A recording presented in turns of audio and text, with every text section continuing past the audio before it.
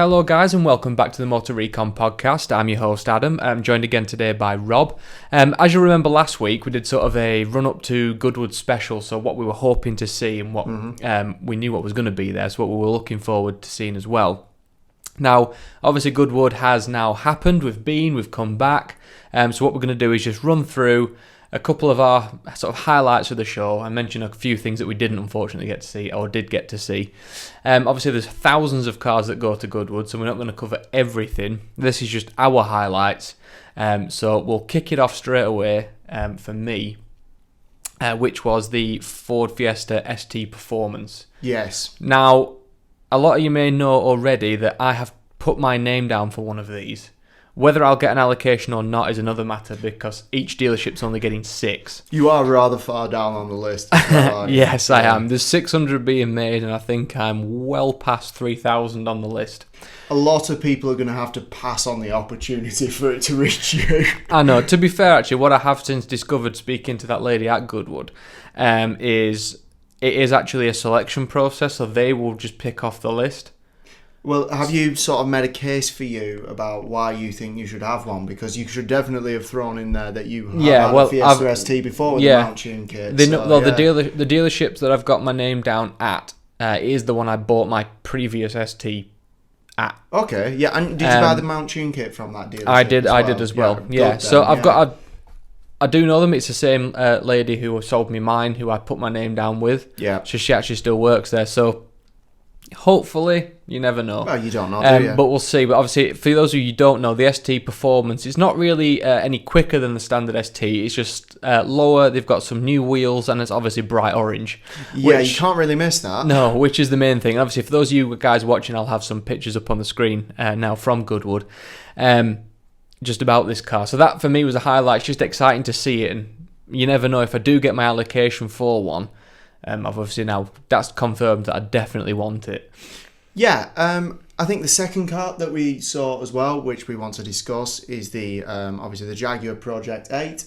Yes. Now, this is something that I've obviously seen in some guys previously, but this is the first time I've seen a Project 8 with the wing lopped off the back. Yeah. And we both concurred that we actually preferred it in this sort of design. I certainly do, and I agree with you there. It looks so much cleaner without the wing. Yeah, well, as you say, if you've listened to the previous podcasts of the show, you'll know that as far as I'm concerned, I like clean designs. So yeah. For me, I was definitely going to like it, but I was surprised that you also sort of fell on my side of the fence on that one. Yeah, as well. I love the standard Project 8. I thought it was great. I didn't think it could actually get any better, but yeah, I agree with you. Oh yeah, don't get me wrong, and as you said, I don't mind the standard one as well, especially since I imagine the wing is functional aerodynamics as well, and it doesn't really bother me as much when it has a real purpose. Yeah, and it did. It was pretty much designed as a track car, so aerodynamics is a good factor there. Mm-hmm. One thing we'll just quickly touch on, because they had a fleet of the Aston Martin Vanquish Zagatos. Now they had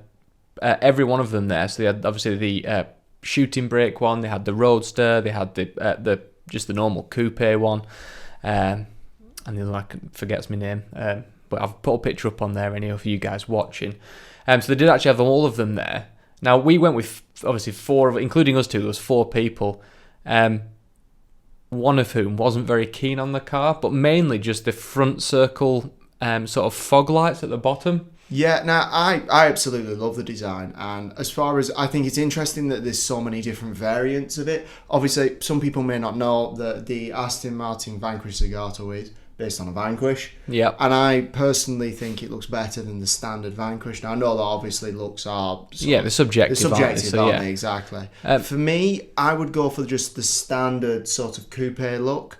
I do like the sort of shooting brake. Yeah, that's the one I'd choose. The shooting brake, hands down. It's beautiful. I do like the shooting brake, but for me, I always like the original sort of coupe design. Yeah. So if it was my money, that's probably what I'd go for. I don't blame you. It's between them two for me, but I'd pick the shooting brake any day of the week. I just think the back end is absolutely where it's at. So we'll move quickly on again just to some of the other cars that we saw knocking about. Amongst all again, I'm going to put pictures up for you. So one of them, which was actually unveiled, this was the world first debut, which was the Ford GT Mark II. Yeah. Now this, for those of you who don't know, it's sort of a track only version of obviously the Ford GT. And obviously they do have a racing car, but this is even more. Yeah, so it's even better. This isn't built to racing standards. It's not built to road standards. So unhampered by regulations, basically. Yeah. So and the car looks great. I think obviously especially the air intake that they've added on the roof. Oh, yeah. That is absolutely nuts. They've also put the splitter from the actual racing car on this, which you can obviously when you buy. It's $1.2 million, which is a huge step up from the obviously normal GT. But then again, it's running 700 horsepower from the same V6. That's in this. Obviously, it's a lot car. From a V6. Yeah, so it's actually 200 horsepower more than the racing car. And that comes down to regulations and balance of performance and things like that, doesn't it? Yeah. Now, obviously, again, because this isn't running to any particular regulations, I heard people talking. The guy who was driving this, that he thinks it'd be faster around the track than the actual Le Mans car. Yeah, it wouldn't surprise me in some respects, I guess, because as you say, with all that extra power, that must play into something, because it's not like there's all that much extra weight, for example. No, it's not like they've had to compromise on aerodynamics either. No, it is very stripped out inside. We did get to have a look at the interior, and it's barren, which is exactly what you'd expect from a racing car. Exactly.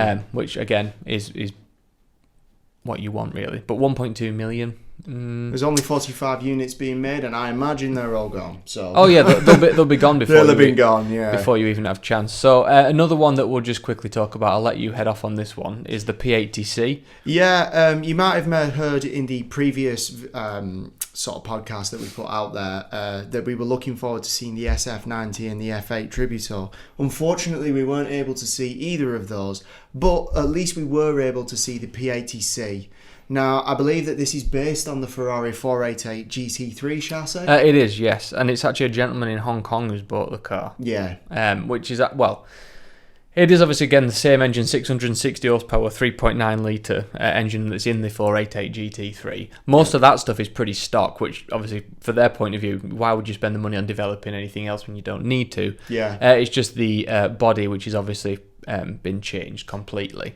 Mm-hmm. It sort of fills a similar brief to the obviously the Ford GT Mark II, which is giving you a track-only sort of racing car, sort of to a niche spec that doesn't necessarily. So it is based on, say, a racing car, for example, but it's not hampered by those racing regulations. No, and it is, again, like you say, it is, like it's a similar sort of premise. This is obviously a one-off car for a very good Ferrari customer who's probably paid a lot more than $1.2 million for this car. I suspect it is heading into the way of double digits to get a custom-built Ferrari race car. I dread to think how much it is. But we both liked it, didn't we? Yeah. So 660 brake horsepower, so it's a good amount of power considering I imagine it's extremely light. It doesn't, and I'm not obviously really into doing that many plugs, but there is a video of a certain YouTuber going up the track at Goodwood in the car, and the noise is insane. A little down on the Mark II on power, the Ford GT Mark II on power though. It is, and I'm not sure about weight. I don't have any of the weight. I don't have any of the weight. But again, the aerodynamics on it don't look anywhere nearer to the level of the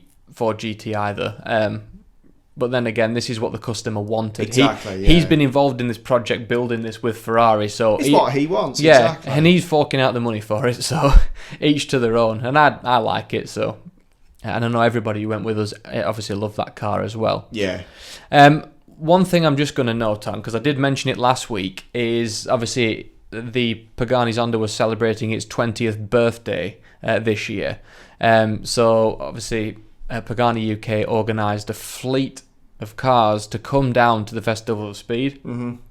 Obviously, so we unfortunately didn't get to see every one of them that were there because they kept going out onto doing drives and things like that, then coming back and so we just happened to never got to see the whole complex. We just didn't get to see as many as we were hoping, but we did see the Tricolore, which was one I mentioned last week that I really wanted to see. So obviously that for me was obviously a show stopper for me. One of 3 cars in the world, looks absolutely insane. Mm-hmm. There was a Cinque there as well, which we did get to see. There was 2 Cinques overall, but we only saw one of them, which was actually part of the show.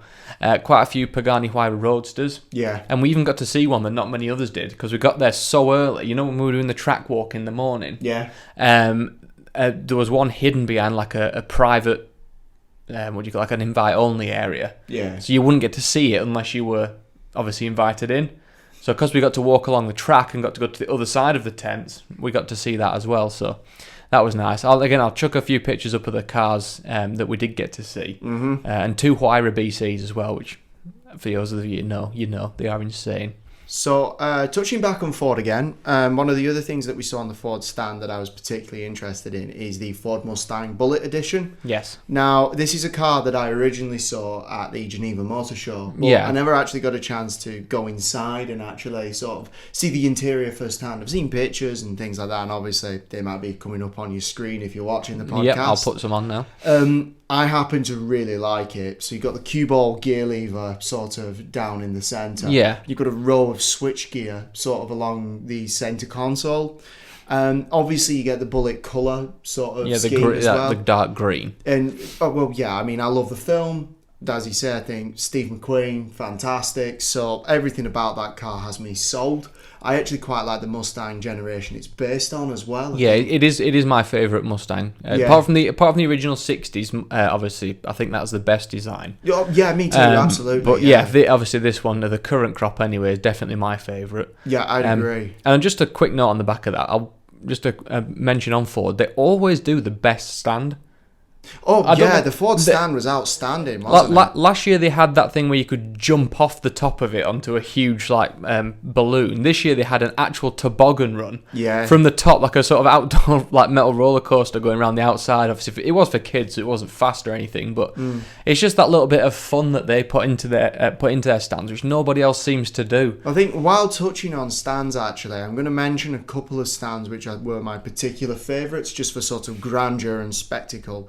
So, obviously, we mentioned the Ford one with the toboggan run down the side. That was great. I thought VW's was quite nice with the slide that obviously went down. Yeah, just a little bit of a drop slide. So that was quite good. I thought Jaguar Land Rovers was spectacular as well. It was very visually impressive. Huge. It was sort of built round a tree, wasn't it? Yeah, and I will just put actually up a quick picture of the entrance to the stand. So as you walk on, what you see. So they had there was like a tarmac road going up into a vertical thing with the Formula E car up at the top. Yeah. With 2 Land Rover models, I think it was an Evoque and a Discovery Sport up on the edges, which I thought was pretty cool. They had a live demonstration of Land Rovers as well going on outside with the Land Rover Experience. Some of the angles of of the sort of pitching that they were sort of getting was insane, wasn't it? Oh yeah. Porsche had a big sprawling stand as well that was very interesting. They do. There wasn't, apart from the new Cayman GT4 and Boxster Spider, which didn't really steal the show. Obviously, it looks exactly the same as the old one. So nobody was really crowding around that. Yeah. But again, it was nice to see. I was just touching on some of the stands that I thought were very visually impressive, you know. Yeah. There was a few letdowns, didn't really have much, but I won't go into those. So I'll let you move quickly on to your next highlight, which is the Morgan Plus 6. So obviously in the previous podcast prior to this one, it was one of the things that I was very keen to see at at Goodwood. And obviously I got to see it very up close and personal, which is great. The one thing I was always a little bit cautious about with the new one was obviously with the Plus 6, it shares components with BMW, and some of the interior trim obviously comes from BMW as well. I think it looks better in person than it does on pictures, actually. As you say, sort of BMW sort of gear selector, which goes down the centre, didn't really bother me that much, to be honest. No, it did kind of fit in. And again, for those of you guys watching, I did manage to get a quick little video of some of the inside of the car, so I'll just put that on now. And again, I would agree with you. It obviously it looks old-fashioned in a sense, but with a nice modern touch. That's the thing. I think it bridges the gap between sort of the old-fashioned traditional Morgan look that people go for with a modern aesthetic as well. I happen to quite like it, and as you said, I've seen it in person. I was very pleased that it translated very well into sort of the real life. Yeah, same for me. One thing again, there's so much to cover. We're just going to move quickly on. Yeah. The next one, which as you probably have heard by now, has broken the 20-year record for the hill climb, which is the VW ID. Now, obviously, we did stand and watch this go up the track on Friday when it did its sort of first record run. Yeah. Of 41.18 seconds it did then. Yeah. And then the day after we'd actually left, it then smashed out a 39.9 second hill climb, which is absolutely ridiculous. Now, that record has held literally for 20 years. It was 20 years pretty much to the day since that original record was set in the Formula One car. Was it the MP4 13 F1 car? Yeah, that's right. Yeah, McLaren. Which, to beat that, obviously stood for 20 years. So it in itself, it's already a milestone crossed. As you say, obviously watching it was going so fast that I couldn't get a picture. You struggle to comprehend it. Yeah. You struggle to comprehend it. So like a silent ballistic missile that just went up the hill. Yeah. As you say, the previous record that stood with the Nick Heidfeld sort of one in the McLaren F1 car, I highly implore you to go and watch the videos of both of these Me too, runs. yeah. Because what you'll notice is obviously the IDR is far more set up for hill climbing. Oh, definitely. And the McLaren obviously is not. It's Formula One car, exactly. Isn't it? So I think visually it's fantastic to watch sort of Nick Heidfeld's run, because the car's pitching and diving, and you can tell he's having a real hard time of it wrestling it up the hill. That one's a much more impressive run. This one, obviously, the car is designed for hill climbing and obviously track use as well. It's done Pike's peak record, I think, for an electric car and as I'm well. not trying to take anything away from it, because no. having watched it in person, it was an extraordinary piece of kit to watch go up the hill. And the driver, Romain Dumans, I certainly wouldn't have the courage to take it up at that speed. No, I mean, it's a 671 horsepower car as well, which weighs pretty much nothing. It's running on electric motors with instant torque. It's designed to do this kind of The downforce work. is insane. Yeah. Now, they say the first one, when he did a 41.18, it wasn't even really a proper timed lap. He was just going up the hill. Yeah. Obviously, when he did a 39.9, he was kind of trying that because it was like the practice for the time runs. And unfortunately, today, as we're recording this, the rain was falling at Goodwood. Yeah. So the chances are he's not going to beat that unless they bring it back next year and give it another go. Yeah, I would imagine that, as you say, given that knowledge, it probably even has a little bit more time to give. Oh, it definitely will. Yeah. I think it just comes. I think the car, in every sense of the way, when I've watched the footage, it looks settled the whole way. Yeah. So I think it just comes down to the driver. Well, yeah, as you say, and it comes down to just how much you can unlock and so the fine tuning of setting it up, whatever it might be. Yeah. Yeah, and obviously for those of you that don't know, Goodwood Hill Climb is a very narrow track. It's very obviously there's bales on either side. At one point, there's a chicane where you pretty much hit a sheer stone wall. Yeah. So it is obviously a very technical track in that sense. But obviously you've got to keep your wits about you because there isn't a runoff area. No, you've got the hay bales. Yeah. So again, I think you take some major kahunas to get up there at that sort of speed. Yeah. We'll move on again just to the sort of next topic of the day. So for me, I'll move it down. Apologies, we're just getting the ones up on screen. The McLaren GT. There it is. Yeah, I'm just trying to get the blooming thing to get up there. There we are. So yeah, the McLaren GT, obviously, we're not going to go through any stats of it because we've done that in a previous episode, but this was the first time, as I mentioned last week, I could have seen one last weekend, but I saved it specifically so we could see it together. And again, in person, I think it looks way better than it does in the pictures. Agreed. I didn't mind it in the pictures. No, I didn't. But I really like it in person. Yeah, it's actually, again, it's impressed me. McLaren always seem to do this with me. Sometimes they launch cars. They've done it with many of the others, like Speedtail, Senna and everything. In the pictures, I think they look dreadful. This I didn't, but it didn't look great. But as soon as you see it in person, changes your mind straight away. Yeah, and I think that a lot of it is typically McLaren. If you look at the interior, you'll realise that a lot of it is very familiar to some of the other cars that they've got. It's just a more practical variant, isn't it? Something that, as we mentioned in the previous podcast, it's very obvious that it is more skewed towards the sports end of the GT market. Yeah, it'll run rings around a Bentley Continental. For example. It wouldn't say which way it went, but that's just part of the course, isn't it, on these type of things. But again, look great. Launch colour, not particularly what I'd pick it in. No, me neither. Sort of a bronzy goldy colour. I wouldn't spec it like that, but it didn't look too bad. So we'll let you go on to some of the highlights, because obviously, as you know, Goodwood is a hill climb, so you get to see some of the most iconic cars in the world driving up there. You do. So I know you like the F1 section, so I'll let you take your favourites. So obviously, there are too many F1 cars that are fantastic to cover in sort of like a half an hour podcast. So I'm just going to pick out a few of my absolute favourites. So the first one I'm going to talk about is the 2009 Braun GP car. This one here this weekend was apparently, I think it was Fisichella's? Yeah, I think it was. Or was it Rubens Barrichello? Either way, it wasn't the championship winning car. Nevertheless, it looked fantastic. It did. And obviously it's the same design as the one that Jenson Button drove up the hill. Particularly fascinating about the 2009 season is that obviously new regulations came in that year, so it was a bit of a clean slate for everybody to work to. Yeah. Honda pulled out of the sport and it left Braun with, however he managed to do it, he ended up with his car that he ended up mating a different engine to. And for the first half of the season, it proved to be absolutely dominant. The rest of the teams caught up, particularly Red Bull, I believe. Yes, it was. And obviously it was a case of they managed to hold on until the end of the season. So that's one of the ones that I thought was particularly interesting. The Lotus 72 of Emerson Fittipaldi was fantastic as well. Obviously, another championship winning car. The famous Lotus black and gold colours. Yeah, the John Player colours. Looks superb going on up the hill.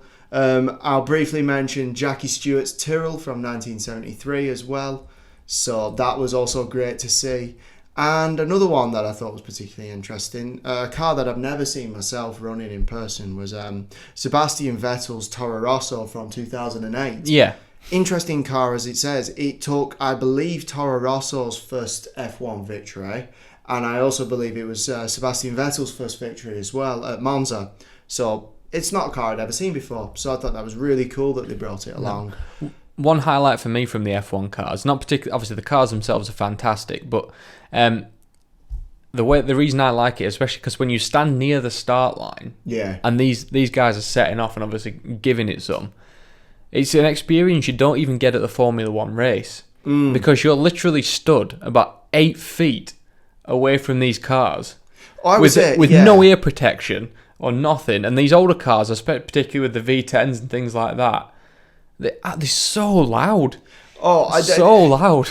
It is, and I would say I've been lucky enough, both of us have been lucky enough to go to Formula One races, yes, and they are good, and the viewing experience is good, but Goodwood is certainly the one where if you want to get close to a Formula One car, well, this is the place to go. If you want to get close to a Formula One car that is going at a decent rate of knots, then Goodwood is certainly the place for you. Yeah, and one thing I will obviously say as well is even when they're not on the track, you can literally go right up to the sort of the little areas where they kept them, all the paddocks, and you can touch them. Literally, like, reach and touch them. Obviously, I wouldn't advise that, but they are that close. You can do that. Yeah. And where else you can't really do that even at F1 unless you get special invites from the actual brands or companies. Yeah. So yeah, I'd highly recommend going if you haven't already. And so people come from all over the world to Goodwood. Yeah. If you go through the car park, there's obviously number plates you can see from France, Germany, Netherlands, you name it, anywhere across Europe. There's even a lot of them Paganis that came. They'd come from California. Oh, it is a global event. It is a global event. Yeah, it attracts everybody from all corners of the globe just to celebrate, well, speed. Yeah. So the festival of speed, just cars, whether you like bikes, cars, planes. And again, like certain people come over who are obviously big in the social media world of cars. These are people who live in California, who can go to Monterey Car Week and things like that, but they all fly over for Goodwood. Yeah. And they all say it is the best car event. It's second to none. It brings everybody together. It's such an insane place. Another thing we'll just quickly touch on as well. Obviously, what I mentioned earlier, it's a bit of a disappointment we didn't get to see the F8 Tribute or the SF90. However, 7X Designs did bring along their sort of, well, they've called it the GTO. Yeah. But it's sort of their own design car based off of the 488. But they've put in elements from all sorts of other cars. You can see the FXXK, you can see the original 288 GTO, you can see the F40 from the side wings and all sorts, even a bit of LaFerrari at the front there. Oh yeah, as you say, if you're watching the video and you can see the photographs, you'll be able to see that it harks back to a lot of very famous and classic Ferrari styles, and they've somehow managed to merge them all together into one unity, and you've ended up with, in my opinion, a fantastic looking car. I think it takes the 488 and make it look exciting. I'm not bashing on the 488. I think it is just a bit bland. But as you say, the 488 is a good sort of canvas to work from. Yeah. And I think the 488 Pista shows that as well. It's a good canvas to expand from, like the McLaren 720S seems like a good canvas to do that from. Now, I say this now, I'm not too sure on how many they're making or costing or anything like that. I imagine it's extortionate amount of money. Yeah.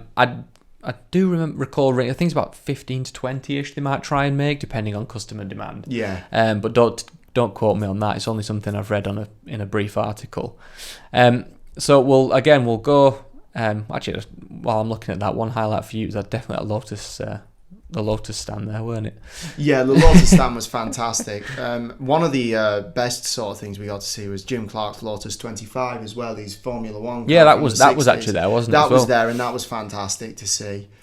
So we'll just quickly come on to another McLaren, which obviously we've both just seen for the first time in the flesh, which is the Speedtail. Now, again, as I've mentioned before, when the pictures came out, I genuinely wasn't that keen. I thought it looked a bit fussy, a bit long, a bit strange. I was on the fence about this as well. Particularly the again, for those watching, there's a big picture up on screen, but the sort of the aero they've put on the front wheel, like the wheel cover. Yeah, the wheel cover, yeah. I thought that looked dreadful in pictures. To be fair, even still now seeing it in the flesh, that's the one thing I would change. Yeah, it's the one thing I'd take off. I'd just take it off. I know that it's obviously for aerodynamic gains, but I'm willing to lose the aerodynamic gains. And I can guarantee 99% of these cars will be sat in a garage, not getting driven, which is a shame, but it's the reality of these sort of people who collect these cars. You'll get the odd one who just does 100,000 miles in it, and he deserves a medal. But I think these cars look fantastic in the flesh. I didn't like it in the picture, like I didn't like the Senna or the GT even that much, but fantastic car.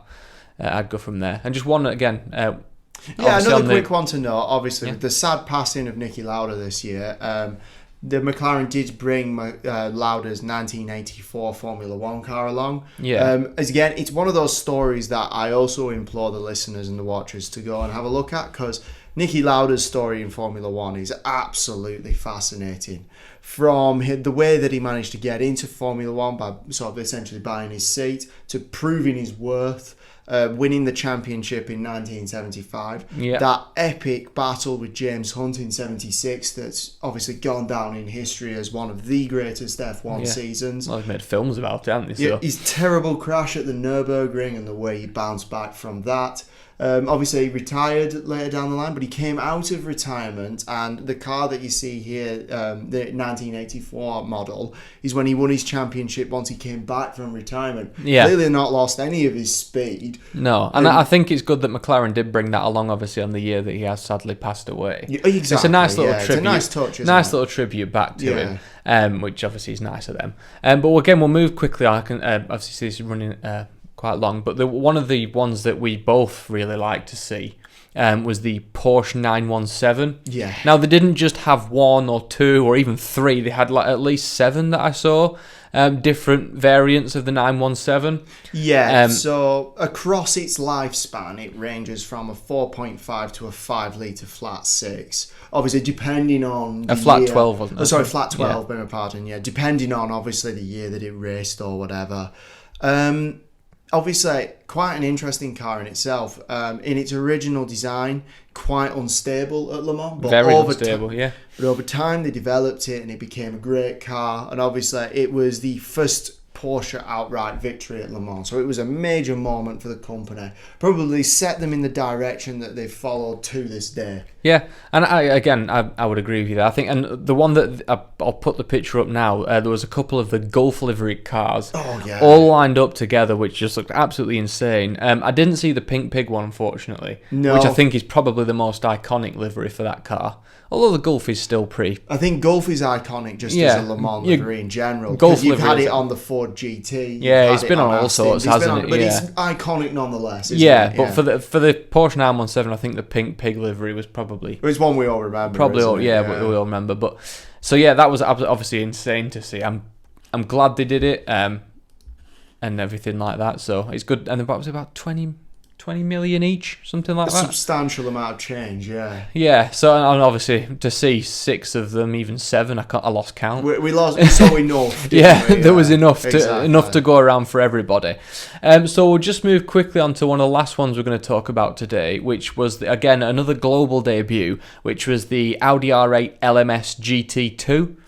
Now, this is a car that Audi are launching next year. Again, it's a track-only variant of the R8, which they are going to sort of, I think it's 300 grandish, did he say? I've just got up on here. £300,000.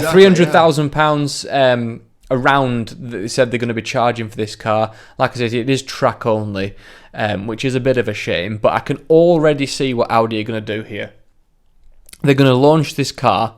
Obviously, potential customers are going to come along, buy them, and then they're going to launch a hardcore version of the road car. Yeah, so it goes up against sort of like the Porsche 911 GT3 RS, doesn't it? Yeah, because they already did the Audi Sport version with obviously the wings and a few carbon parts and everything like that. But in reality, it was just an R8 with a wing glued on. Yeah. I think if they do a stripped out hardcore version, like a GT3 RS, I can see them doing it. Well, people will buy them, and Audi and Porsche are the same company. Yeah. So whether they'll bring out something to compete against themselves is another matter, but I hope they do.